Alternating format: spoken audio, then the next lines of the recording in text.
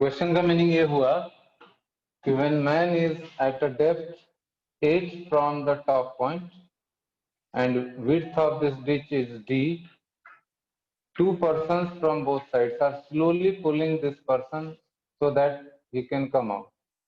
तो at this particular moment इस force की वैल्यू कितनी होगी so that ये आदमी स्लोली ऊपर जा रहा है. स्लोली ऊपर जाने का मतलब है कि वेलोसिटी टेंडिंग टू जीरो, यानी एक्सेलरेशन नहीं है. एक्सेलरेशन नहीं है तो इक्विलिब्रियम की स्थिति होगी. तो बस इक्विलिब्रियम का इक्वेशन लगा देना है. आप फ्री बॉडी डायग्राम देखिए मास एम का, जो आदमी है उसका एम मास है और यहाँ से थीटा एंगल पे दोनों साइड टेंशन लग रहा है. देखिए this angle is theta, this angle is also theta and weight of the person is mg. ये तीन फोर्स काम कर रहा है, दोनों साइड से टेंशन है T, wait of the block mg. तो वर्टिकली अपवर्ड डायरेक्शन में मूव करने के लिए because acceleration is zero, since acceleration is zero therefore net force in upward direction, tension का हॉरिजॉन्टल कंपोनेंट देखिए दोनों साइड कैंसिल हो जाएगा, T sin theta and T sin cancel. Vertically upward direction में जो टेंशन का कंपोनेंट होगा T cos theta और यहाँ से भी T cos theta, that is 2T cos. So 2T cos theta minus mg, ये नेट फोर्स हुआ अपवर्ड डायरेक्शन में, that is equal to mass into acceleration. तो tension T is equal to mg upon 2 cos theta. इसी T को मैंने F लिखा हुआ है, इसको F लिखिए या T लिखिए, एक ही बात. अब cos थीटा का वैल्यू इस डायग्राम में देखिए कितना आएगा. इस डायग्राम में देखिए cos theta is this h divided by this length.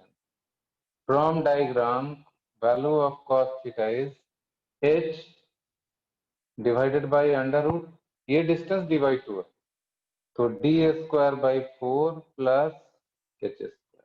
ये वैल्यू यहाँ डाल दीजिए, सॉल्व करके देखिए.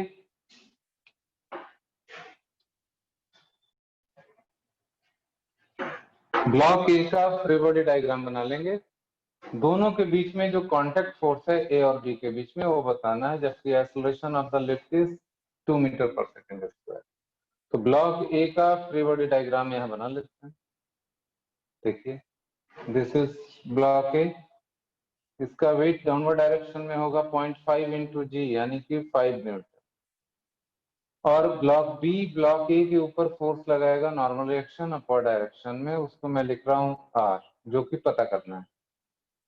एंड ग्राउंड फ्रेम में देखें, बाहर से देखें तो लिफ्ट के साथ साथ दोनों ब्लॉक नीचे आ रहा है, तो acceleration will be same 2 meter पर सेकंड स्क्वायर.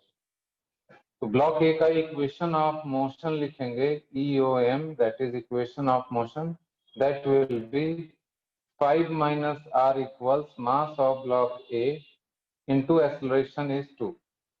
तो यहाँ से नॉर्मल रिएक्शन आ रहा है 5 minus 1, that is 4 Newton. So this should be answer. This is the interaction force between the two blocks. A block B पे और B block A पे इतना ही force apply कर रहा है. According to question, this elevator is initially accelerating and after some time it is decelerating and it is moving with constant speed also. अब इसमें क्या दिया है कि during acceleration maximum weight recorded by the weighing machine is 72 into g and minimum 60 into g. तो while accelerating देखिए क्या क्या फोर्सेस होगा, जो नॉर्मल रिएक्शन बॉडी के ऊपर लगता है वही इसका रीडिंग होता है. तो मास एम का एक्सेलरेशन ए मान लीजिए, normal reaction between the surfaces R मान लीजिए, जो वेइंग बैलेंस का सरफेस है, मैन के ऊपर फोर्स लगाया normal reaction R and weight of the man mg.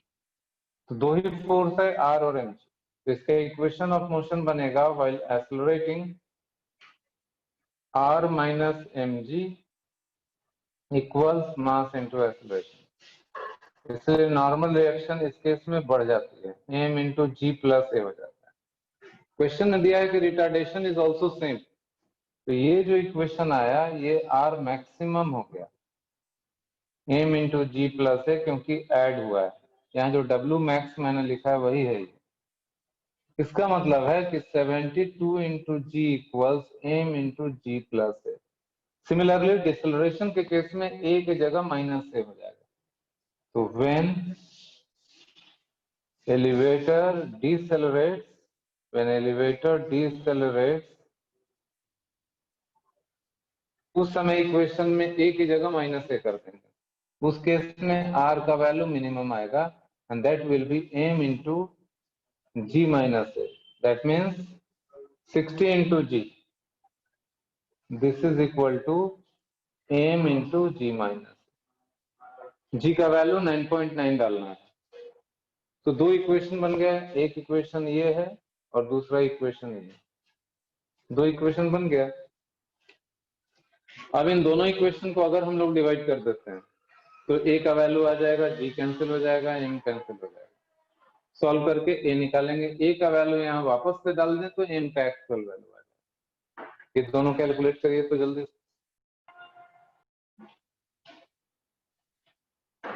In this diagram both the masses are of same value. अगर स्लोप दोनों का अलग अलग नहीं होता तो इक्विलिब्रियम में रहता। अगर ऐसा होता, ये एंगल दोनों साइड अगर सेम रहता और यहाँ पे दोनों साइड अगर आप सेम ब्लॉक रखते हैं तो कोई मूवमेंट नहीं होगा, it will be in equilibrium only. दोनों साइड एक जैसी कंडीशन। लेकिन यहाँ पे ये एंगल अलग है और ये एंगल अलग है, ये अल्फा है, ये थीटा है, दोनों अलग अलग है because this is 3 metre, 4 metre, 5 metre. तो we can find out theta also, sine theta, cos theta सब पता कर सकते हैं। You can see sine theta because 3 square plus 4 square is equal to 5 square. तो डायग्राम से सब वैल्यू पता चल जाएगा। साइन थीटा की वैल्यू देखिए क्या आ जाएगी, साइन थीटा विल बी 4/5 और ये एंगल अगर अल्फा है तो साइन अल्फा की वैल्यू हो जाएगी, साइन अल्फा विल बी 3/5। तो साइन थीटा और साइन अल्फा मालूम है। डाउन द प्लेन आपको पता है कि इधर कंपोनेंट जो होगा एम जी साइन थीटा होता है, एम की वैल्यू 1 है तो M G sine theta where value of M is 1 kg। ठीक है, ऐसा है। और यहाँ पे स्ट्रिंग के अंदर टेंशन टी मान लेते हैं। सिमिलरली इधर लगेगा एम जी साइन अल्फा और यहाँ टेंशन है टी। तो इस ब्लॉक पे अलोंग द प्लेन दो फोर्सेस लग रहे हैं, M G sine theta and T. इस पे लग रहा है M G sine alpha and T, दोनों में टेंशन बराबर। अगर M G sine theta M G sine alpha से बड़ा हुआ तो इधर आने लगेगा, अगर M G sine alpha M G sine theta से बड़ा हुआ तो it will go down the plane. तो किधर मूवमेंट होगा हम लोग को पता चल जाएगा। देखिए साइन थीटा बड़ा है साइन अल्फा, यानी ये वाला वैल्यू बड़ा है, तो ये पता चल गया कि this block will slide down the plane and this block will slide up the plane. ये जानकारी हमें डायग्राम देख के पता चली। अब इक्वेशन क्या बनेगा, लेफ्ट साइड वाले ब्लॉक के लिए इक्वेशन ऑफ मोशन, दोनों ब्लॉक का इक्वेशन ऑफ मोशन लिखेंगे यहाँ पे। इस ब्लॉक के लिए M G sine theta minus T that is equal to M into A. इस ब्लॉक के लिए क्या लिखेंगे, T minus M G sine alpha is equal to mass into acceleration. अब आपको करना क्या है, दोनों इक्वेशन को ऐड कर देना और सारा वैल्यू डाल दीजिए, एक्सेलरेशन आ जाएगा। इन दिस डायग्राम आप देखिए 5 kg ब्लॉक और 2 kg ब्लॉक दोनों में ही 1 न्यूटन का डाउनवर्ड फोर्स लग रहा है। तो 5 kg block will go in downward direction and 2 kg block will go in upward direction. दोनों ही ब्लॉक का इक्वेशन ऑफ मोशन अगर लिखें तो यहाँ देखिए क्या आएगा। 5 kg ब्लॉक के लिए 1 minus T this is equal to, इसका वेट भी लगेगा 5g, यहाँ पे इसका वेट भी लगेगा 2g, तो 1 plus 5g, 5g plus 1 newton minus tension, 5g plus 1 newton minus tension, this is equal to mass into acceleration. इसको थोड़ा सही से लिखा जाए, 5 kg ब्लॉक के लिए 5 into ji plus 1 newton minus T is equal to mass into acceleration. और 2 kg block के लिए हो जाएगा, it is moving in upward direction, T minus 2g minus 1 Newton is equal to mass into acceleration. We have to find acceleration. Simply add these two expressions. Tension cancel. Solve करिए, acceleration आएगा. तो देखिए क्या फर्क पड़ेगा. If a string suddenly breaks, second part इसी का, तो क्या होगा M1 यानी 5 kg ब्लॉक का. देखिए इसके एक्सेलरेशन वगैरह पे क्या असर पड़ेगा. 5 kg ब्लॉक है, स्ट्रिंग ब्रेक हो गया यानी टेंशन खत्म. फोर्सेस क्या लग रहे हैं, इसका वेट 5g, उसके अलावा 1 न्यूटन का फोर्स और लग रहा है. तो forces are 1 newton and 5g. Acceleration मान लीजिए 8s. अब इसका इक्वेशन क्या बनेगा, डाउनवर्ड डायरेक्शन में ही सारा फोर्स है, अपवर्ड डायरेक्शन में जो टेंशन था वो जीरो हो चुका है. स्ट्रिंग ब्रेक कर गया तो टेंशन लगना बंद. अब इसका इक्वेशन ऑफ मोशन क्या लिखेंगे, देखिए 5g प्लस 1 इक्वल्स 5 इंटू ए. तो एक्सेलरेशन कितना हो जाएगा, g का वैल्यू अगर 10 रखते हैं तो 5 into 10, 50 plus 1, 51 divided by 5 metre पर सेकेंड स्क्वायर. जी से ज्यादा हो जाएगा acceleration, it will be more than G. अगर जी का वैल्यू हम लोग रिप्लेस नहीं करते हैं तब आंसर लिखेंगे जी प्लस 0.2 मीटर पर सेकेंड स्क्वायर, अदरवाइज 51/5. जिनका आंसर नहीं आया, 6 kg ब्लॉक और ये 3 kg ब्लॉक है, इसका डाउन द प्लेन फोर्स लगेगा 6g sin 30 और ऊपर की तरफ टेंशन होगा, इसमें भी टेंशन T होगा और डाउनवर्ड डायरेक्शन में 3g sin 60. यही दो फोर्स है दोनों पे. अगर हमें पहले से पता नहीं चल रहा है तो किसी भी ब्लॉक को मान सकते हैं कि suppose this is moving in downward direction, this is up the plane. अगर हम लोग का एजम्पशन सही नहीं होगा तो एक माइनस साइन आ जाएगा इसमें. तो 3 kg ब्लॉक का इक्वेशन हो जाएगा, 3 kg ब्लॉक के लिए for 3 kg equation of motion होगा t minus 3g sin 60 is √3/2, that is equal to mass into acceleration. And for 6 kg block equation बनेगा, देखिए down the plane 6g sin 30, sin 30 is half minus tension, that is equal to mass into acceleration. ये दो equation आ गया, आपसे acceleration पूछा गया है, just add this to, tension cancel, solve कर लीजिए, एक्सेलरेशन आ जाएगा. यहाँ पे ये माइनस साइन का मतलब समझिए, क्योंकि 2 माइनस √3 तो पॉजिटिव है तो ये ओवरऑल नेगेटिव हो गया.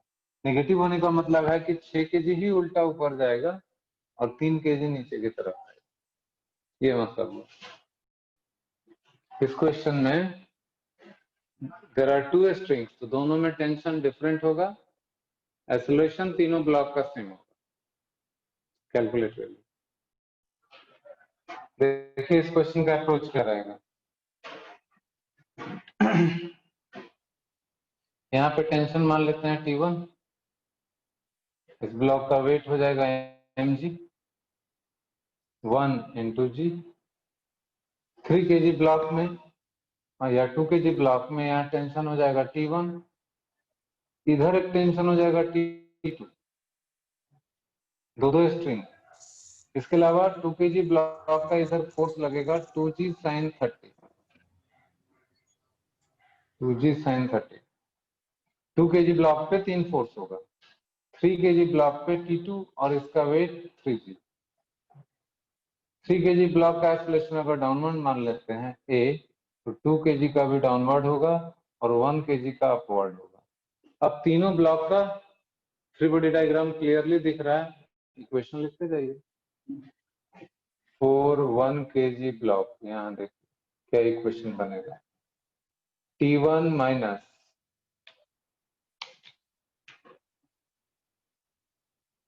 Force is T1 minus mg, mg is g, equals 1 into a. For 2 kg block, equation देखिए क्या बनेगा, it is moving down the plane, so T2 plus 2g sin 30 minus T1 that is equal to mass into acceleration. And for 3 kg block equation देखिए क्या बनेगा, downward direction में 3g minus t2 that is equal to 3 into a। तो 3 equation हो गया, 1 2 and 3। Unknowns भी 3 है, t1 t2 and a। सबसे आसानी ये होगा कि t1 का वैल्यू यहाँ से यहाँ डालिए और t2 का वैल्यू यहाँ से यहाँ डालिए, सॉल्व कर लीजिए तो एक्सेलरेशन आ जाएगा। उसके बाद t1 एंड t2 कैलकुलेट कर लीजिए। सॉल्व करने के बाद एक्सेलरेशन आना चाहिए g/2 दैट इज 5 मीटर पर second square and t1 equals t2 आ जाएगा equal to 15 newton. This is the answer.